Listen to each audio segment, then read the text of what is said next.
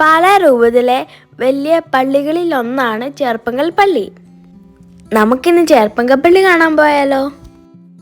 ഞങ്ങളുടെ ഇടവകപ്പള്ളിയും കൂടെയാണ് ചേർപ്പങ്കൽ പള്ളി.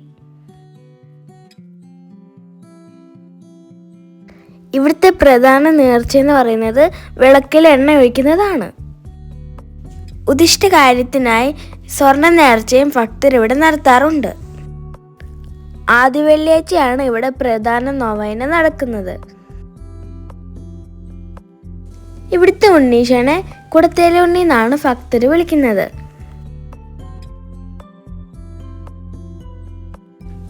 വെട്ടുകല്ലും കുമ്മായവും മാത്രം ഉപയോഗിച്ചാണ് ഈ പള്ളി പണിഞ്ഞത്. ഇതാണ് ചേർപ്പങ്കലെ പഴയ പള്ളി.